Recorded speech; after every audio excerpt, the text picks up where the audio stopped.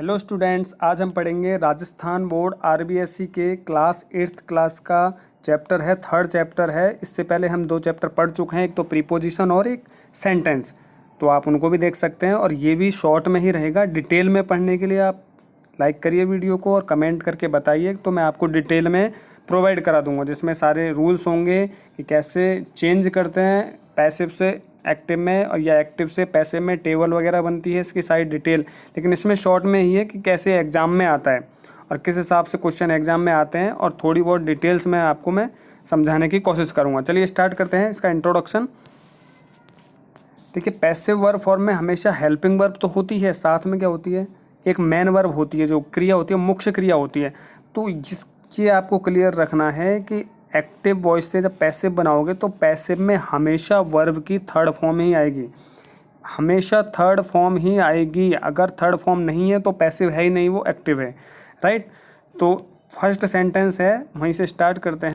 पहले देखते हैं सिंपल प्रेजेंट टेंस के। तो सिंपल प्रेजेंट क्या होता है, जिसमें आपका डेली रूटीन एक्शन हो, रूटीन वर्क हो, और हैबिचुअल एक्शन, आदत वाले जितने भी सेंटेंस हैं या रूटीन डेली रूटीन वाले, वो सारे सिंपल प्रेजेंट टेंस में ही होते हैं। और कुछ इसके लिए स्पेशल वर्ड भी हैं, जैसे ऑलवेज, सेल्डम, स्केयरली, रेयरली, हार्डली। तो ऐसे सारे वर्ड सिंपल प्रेजेंट टेंस में बनते हैं, जिसके अंदर ये वर्ड दिखाई देते हैं। ये नॉर्मली आप जानते हैं टेंस में कि आई के साथ एम का यूज होता है, सिंगुलर एक वचन के साथ इज का, और प्लूरल या बहुवचन के साथ आर का यूज होता है, राइट। तो इसमें एग्जाम्पल से समझेंगे फिर कि कैसे यूज करना है।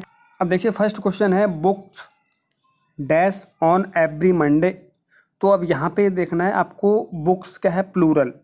तो ये तो बिल्कुल सिंपल है, क्योंकि वॉज आता है आई सिंगुलर के साथ, एम आता है आई के साथ, इज आता है सिंगुलर के साथ, बुक्स प्लूरल है, तो बचा क्या, एक ही आंसर बचा, आर, इशूड। और हेल्पिंग वर्ब के बाद जो भी मैन वर्ब आएगी उसकी हमेशा थर्ड फॉर्म ही लगेगी। पैसिव का मतलब ही क्या है, थर्ड फॉर्म में बोलना वाक्य को टू टाइप से बोल सकते हैं। जैसे मैं उसे ड्रॉप कर दूंगा, आई विल ड्रॉप हिम, या आई विल ड्रॉप यू, मैं तुम्हें ड्रॉप कर दूंगा। अब इसे पैसिव में बोलेंगे तो तुम्हें ड्रॉप कर दिया जाएगा, you will be dropped, right. तो थर्ड फॉर्म लगाते ही वो किसका हो जाएगा, पैसिव का, चाहे आगे हेल्पिंग वर्ब कुछ भी हो, राइट। ये एक्टिव से पैसिव का रूल है एक। तो इसका आंसर हो जाएगा आर इश्यूड, राइट। दूसरा देखिए, an apple dash by the singular और subject daily habitual action. An apple, अब एक एप्पल है, सिंगुलर है, तो एक के लिए तो आपको पता है क्या लगेगा, इज, और थर्ड फॉर्म लगा देनी है टेकन। अगर आपके सेंटेंस में इज के साथ आपको ऑलरेडी, यहाँ पर आप जानते हैं कि कंटिन्यूस में इज के साथ क्या आता है, आईएनजी आता है। अब आईएनजी अगर आता है तो अगर आप पैसिव बनाएंगे तो आपको आईएनजी के आगे क्या लगा देना है, बीई, तो वो क्या बन जाएगा, बीई आईएनजी, बीइंग। मतलब जिस भी सेंटेंस में अगर आईएनजी आता है क्वेश्चन में एक्टिव में, तो पैसिव बनाओगे तो आईएनजी की जगह क्या कर दोगे आप, बीइंग। और वो जो मेन वर्ब होगी, जैसे रीड में आईएनजी आया है तो रीड का तो रीड ही रहेगा, क्योंकि थर्ड फॉर्म रीड की रीड होती है। लेकिन आईएनजी हटा दोगे और रीड से पहले क्या लगा देना है आपको, बीई आईएनजी, बीइंग। अब यहाँ पे आईएनजी नहीं है, यहाँ पे अपन को चूज करनी है, सेलेक्ट करनी है हेल्पिंग वर्ब, तो आपने सिंगुलर के अकॉर्डिंग इज आपने पुट कर दिया। नेक्स्ट देखिए, I dash time to time by friends. तो आगे ऑब्जेक्ट प्लूरल है, उससे आपको कोई मतलब नहीं है, आपको देखना है सिर्फ सब्जेक्ट। सब्जेक्ट क्या है, आई, तो आई के साथ इज, आर, एम में से क्या आएगा, एम, एम हेल्प। वर आ ही नहीं सकता, क्योंकि वर आई के साथ तो वो हो जाता है, तो प्लूरल है नहीं, और पास्ट में नहीं है, किस में है, प्रेजेंट सिंपल पढ़ रहे हैं अभी हम। अब देखिए, ये नेक्स्ट है प्रेजेंट प्रोग्रेसिव, मतलब प्रेजेंट कंटिन्यूअस, जो अभी मैंने आपको बताए थे। अगर इज आर एम आता है तो इज आर एम तो आपको अकॉर्डिंग टू सब्जेक्ट आपको फिल कर देना है। उसके बाद जो मेन वर्ब है उससे पहले आपको क्या लगा देना है, बीइंग, क्योंकि ऑलरेडी उसमें जब सेंटेंस में इज आर एम आएगा तो आईएनजी जरूर आएगा, कंपलसरी है उसमें मेन वर्ब के साथ। तो आप पैसिव में चेंज करेंगे तो आईएनजी की जगह बीइंग कर देंगे, और वो जो मेन वर्ब है उसको चेंज कर देंगे थर्ड फॉर्म में। इसका एग्जाम्पल देखते हैं, द लेसन डैश टुडे। तो अब आपको क्या देखना है, द लेसन अब सिंगुलर है कि प्लूरल है, तो सिंगुलर है, सिंगुलर के साथ क्या आता है, हमेशा इज आता है। और फिर आपको क्या देखना है, आईएनजी अगर आता है इसमें, singular continue at the subject time to speaking, ING आ रहा है। और आईएनजी अगर यहाँ पे भी आता है रिवाइजिंग, तो आपको रिवाइजिंग नहीं करना है, फिर बीइंग लगा के और रिवाइज्ड थर्ड फॉर्म आपको थर्ड फॉर्म में चेंज कर देनी है मेन वर्ब को, राइट। नेक्स्ट देखिए, answers dash now plural subject continue at the time of speaking. Answers और नाउ आ रहा है तो नाउ का एक रूल है, नाउ हमेशा किस में आता है, प्रेजेंट कंटिन्यूअस में। और कंटिन्यूअस में आते ही आंसर्स क्या होगा, प्लूरल। प्लूरल होगा तो क्या आएगा, वार सॉरी आर, और आर के साथ आज बीइंग, और फिर थर्ड फॉर्म में चेंज कर देना है, रिटन, इसकी राइट, रोट, रिटन। नेक्स्ट क्या है देखिए, present perfect tense. Present perfect का अगर कोई सेंटेंस होगा तो उसको चेंज करने का रूल क्या है, वो कैसे चेंज करेंगे। कंप्लीट एक्शन दिखाता है हैज़ और हैव, और फिर आपको क्या करना है, हेल्पिंग वर्ब तथा क्रिया की थर्ड फॉर्म का यूज करना है। नॉर्मली हैव वगैरह जो आती है प्लूरल के साथ और हैज आती है सिंगुलर के साथ, ठीक है। और उसमें आपको क्या लगे देना है, ऐड कर देना है बीन, ये टेंस की तरह से। देखिए नेक्स्ट क्वेश्चन देखते हैं, the course dash already dash by me.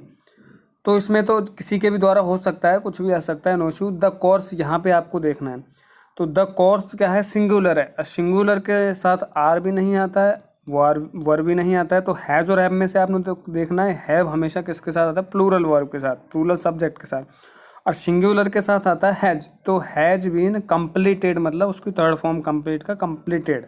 Already, क्योंकि ऑलरेडी किस में आता है, ऑलरेडी जिस वाक्य में आता है वो सेंटेंस कैसा होता है, परफेक्ट का, राइट। तो इसका आंसर देखिए एक बार, हैज़ बीन कंप्लीटेड, क्योंकि सब्जेक्ट एक वचन है और कार्य कंप्लीट हो चुका है। नेक्स्ट देखिए, books dash not dash yet plural subject. तो आपको देखना है सब्जेक्ट क्या है, प्लूरल। प्लूरल में क्या आएगा, इज आएगा नहीं, वॉज आएगा नहीं, हैज आएगा नहीं, तो प्लूरल के साथ क्या आएगा, हैव। हैव बीन, क्योंकि हैज और हैव के साथ आपको जब पैसे बनाते समय क्या करना है, बीन ऐड करना है। अब बीन के बाद जो भी फॉर्म होगी उसकी थर्ड फॉर्म इश्यूड, राइट। अब देखिए next, the order dash recently. तो रिसेंटली वर्ड भी हमेशा किस में आता है, ऑलरेडी, रिसेंटली मतलब काम हो चुका है, तो ये आते हैं परफेक्ट में, राइट।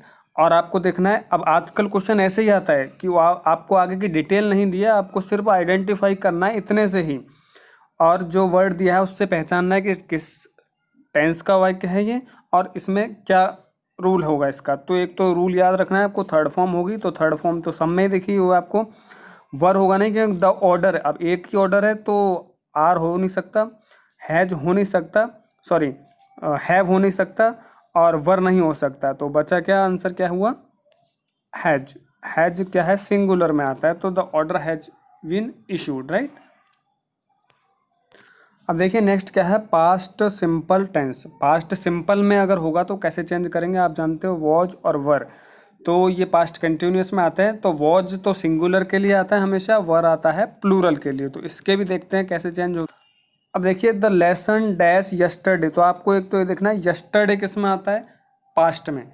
पास्ट में आएगा तो पास्ट में आपको देखना है, द लेसन सिंगुलर है तो इज और आर तो वैसे ही कटे क्योंकि प्रेजेंट के होते हैं, और द लेसन सिंगुलर है तो क्या आएगा, was taught. Taught third form आपको यूज करनी है ऑलरेडी।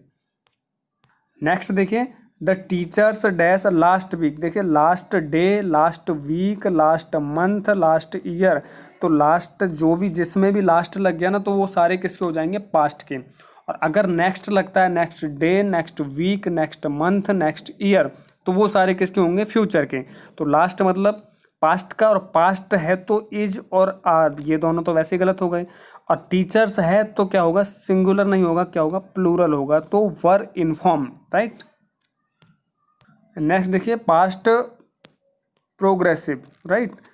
तो इसके बारे में पढ़ते हैं, भूतकाल में किसी समय जारी कोई काम अगर भूतकाल में था, कंटिन्यू था, चाहे बोलते समय, तो eight the time of speaking, बोलते समय भी अगर वो काम भूतकाल में था तो ऐसी जगह यूज करते हैं, एट दैट टाइम, उस समय, दोस टाइम, उन दिनों, बात करते समय यूज करते हैं, तो ये भी किसको, पास्ट को शो करते हैं।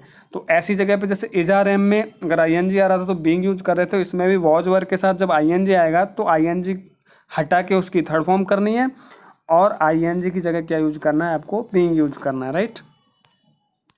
देखिए एग्जाम्पल से समझते हैं, एक्स्ट्रा क्लासेज। अब extra classes dash at that time, उस समय, एट दैट टाइम, तो उस समय की बात हो रही है, तो ये किस में आता है, कंटिन्यूअस में, प्रोग्रेसिव में। तो कंटिन्यूअस में क्या करना है आपको, आईएनजी आएगा इसमें, तो आईएनजी कर देना है बीइंग। अब बीइंग चारों में है, थर्ड फॉर्म चारों में है।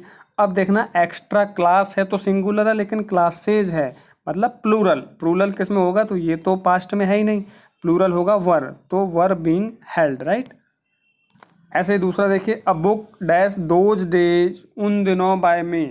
अगर ये कंटिन्यूस में आता है, एन जी आता है, तो अ बुक के साथ क्या लगेगा, आर नहीं लगेगा, हैव नहीं लगेगा, क्योंकि ये प्रेजेंट में है। तो वॉज और वर बचा, तो अ बुक सिंगुलर है तो क्या होगा, वॉज, बीइंग और थर्ड फॉर्म रिटर्न, राइट।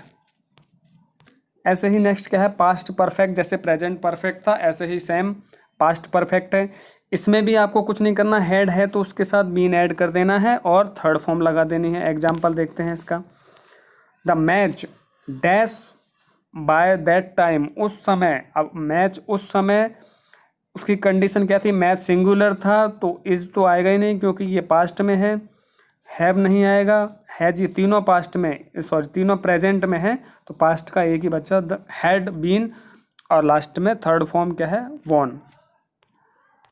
अब देखिए इसका एक एग्जांपल, इंजर्ड मतलब जो घायल है, dash to the hospital before the emergency van reached there.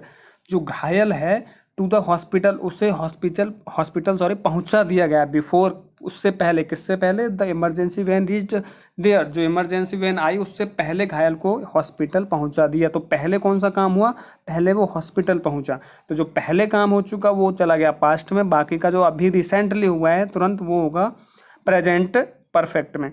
तो ये तो है कंटिन्यूअस, ये नहीं होगा। ये प्रेजेंट है, ये भी प्रेजेंट है, तो ये नहीं होंगे। पास्ट में एक ही बचा, हैड बीन कैरीड, राइट।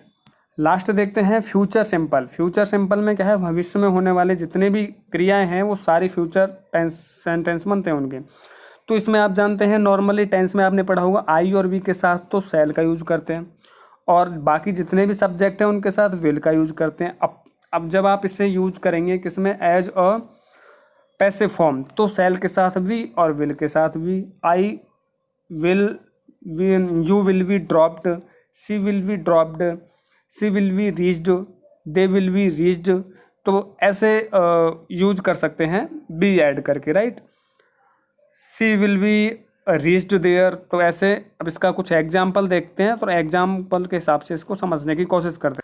जैसे आई डैश टुमारो, टुमारो आते ही आपको लगेगा किसका है, फ्यूचर का है, तो आई के साथ क्या यूज करना है, सेल, तो सेल में 3 में है। और अगर आप पैसिव फॉर्म में आया है ये क्वेश्चन, तो सेल के साथ बी होगा, और बी तो यहाँ भी है, लेकिन आगे कौन सी फॉर्म है इसमें, फर्स्ट, और इसमें कौन सी है, थर्ड, इन्फॉर्म्ड। तो राइट आंसर क्या होगा, शैल बी इन्फॉर्म, राइट। एक और एग्जाम्पल देखिए, players dash by the next trial. Next आ गया, नेक्स्ट मतलब अगले चांस में, तो नेक्स्ट मतलब फ्यूचर में होगा ये। तो प्लेयर्स आपको पता है आई और वी के साथ ही क्या लगेगा, सेल, बाकी सबके साथ विल। तो प्लेयर्स के साथ क्या लगेगा, विल वी, क्योंकि पैसिव में आपको क्या लगा देना है, बी। अब बी के बाद थर्ड फॉर्म, तो ये है सेलेक्ट, ये है सेलेक्टेड, तो सेलेक्टेड क्या हो गई, उसका राइट आंसर हो गया। नेक्स्ट देखिए, ऐसे ही फ्यूचर परफेक्ट, उसमें कुछ नहीं करना है आपको। फ्यूचर परफेक्ट में बस सेल, बी की जगह सेल हैव बीन और विल हैव बीन हो जाएगा, सब्जेक्ट के अकॉर्डिंग सेल और विल होंगे, क्योंकि वो परफेक्ट में है इसलिए हैव बीन, जैसे उसमें हैड बीन था इसमें हैव बीन होगा, राइट। इसका एग्जांपल देखिए, we dash computer by next month. देखिए नेक्स्ट आते ही फ्यूचर का होगा, इससे आपको पता लगता है। और वी, आई और वी के साथ सेल, तो सेल में सेल हैव बीन तीनों में है, और थर्ड फॉर्म, ये ऑलवेज आपको याद रखना है, थर्ड फॉर्म ही आएगी। तो थर्ड फॉर्म क्या है, लर्न, टी लग जाता है लास्ट में उसमें, तो ये इसका राइट आंसर होगा। Next, the course dash by the teacher, जो कोर्स है वो टीचर के द्वारा कंप्लीट हुआ, तो बाय द नेक्स्ट वीक में होगा। अब नेक्स्ट कुछ भी आता है, next day, next month, year, week, कुछ भी आता है नेक्स्ट लग के, तो क्या होगा, फ्यूचर में। और लास्ट, डे, मंथ, ईयर, कुछ भी लास्ट लग के आता है तो किस में हुआ, वो पास्ट में। तो फ्यूचर में क्या होगा, सेल और विल ही होंगे फ्यूचर में। तो आई और वी के साथ सेल, बाकी कोर्स के साथ क्या होगा, विल। अब विल के साथ क्या लगना है आपको पता है, बी लगना है, तो विल बी। अब विल भी एक में ही है, अगर दो में भी होता तो आपको ये देखना था कि थर्ड फॉर्म है कि नहीं, तो कंप्लीटेड थर्ड फॉर्म है, तो राइट आंसर हो गए। सॉरी एक मिस्टेक हो गई, सॉरी राइट आंसर ये नहीं होगा, राइट आंसर होगा विल हैव बीन, क्योंकि हम पढ़ रहे हैं परफेक्ट में विल के साथ बी नहीं आता, हैव आता है, और हैव के साथ क्या लगता है, बीन, तो ये ध्यान रखना, विल हैव बीन, राइट। अब देखिए एग्जाम में ऐसे आएगा, वो थे आपको थोड़ा समझाने के अकॉर्डिंग। अब ये एग्जाम में देखिए ऐसे आएगा, the movement of the enemy forces dash at last. आपको देखना है लास्ट आते ही कि पास्ट का है, राइट, लास्ट आते ही पास्ट का है। और पास्ट में आपको ये देखना है movement of the enemy forces. Enemy forces का जो मूवमेंट है वो कैसा हुआ था, नोटिस्ड हुआ था। तो नोटिस्ड थर्ड फॉर्म आएगी, तो थर्ड फॉर्म तो चारों में है। अब पास्ट का है तो आपको पता है वॉज नहीं आएगा, एम नहीं आएगा, आर नहीं आएगा, ए और वी तो ए और सी कट चुके हैं। अब देखना है द एनिमी फोर्सेज, फोर्स नहीं है, फोर्सेज मतलब शत्रुओं की सेना, तो ये क्या प्लूरल है, तो राइट आंसर क्या होगा, वर नोटिस्ड, राइट। अब नेक्स्ट देखिए very late, very late at night, तो नाइट में वेरी लेट, बहुत लेट, बहुत देर हो चुकी, तो ये भी किसका होगा, लेट होते ही पास्ट का होगा। The blankets dash to his house, तो ब्लैंकेट्स क्या है, पास्ट में क्या है, प्लूरल है, तो प्लूरल में क्या आता है, हमेशा वर आता है, right, were bought to his house. एक एग्जाम्पल और देखते हैं, the whole amount dash from the account on that day, उस अकाउंट से उस दिन सारा पैसा निकाल लिया गया या फिर विड्रॉ कर लिया गया, तो उस दिन, तो ये किस में होगा, पास्ट में। होल अमाउंट, सारा अमाउंट, राइट। तो अब सारा अमाउंट क्या है, एक फिक्स राशि है। अब ये नहीं कि अमाउंट मतलब बहुत सारा था, लेकिन ये बोला जैसे एक सिंगुलर वर्ड में ही जा रहा है, होल अमाउंट, पूरा अमाउंट, राइट। जैसे मनी और रुपीज, रुपीज प्लूरल है, लेकिन मनी मतलब जो धन है वो हमेशा किस में आता है, सिंगुलर में, तो अमाउंट किस में, सिंगुलर में। तो वॉज और इसकी थर्ड फॉर्म होती है विड्रॉ की, विड्रॉन, राइट। तो इसका आंसर हो गया ए। ये लेसन यहीं पर स्टॉप करते हैं। अगर आपको और डिटेल्स में चाहिए, सारी चीज़ें डिटेल्स में टेबल्स वगैरह के साथ, कि how to change active to passive, passive to active with all rules, तो आप कमेंट करके बताइए, तो मैं सारी डिटेल से इसकी वीडियो बना के आपको डाल दूंगा। और बाकी 10th क्लास की वीडियो अपलोड होगी, उसे भी आप देख सकते हैं, वो और भी ज़्यादा डिटेल्स में होंगी। ये चैप्टर 3 था। अब नेक्स्ट चैप्टर के लिए प्लीज़ सब्सक्राइब कर लीजिए चैनल को और लाइक कर लीजिए। Thank you so much.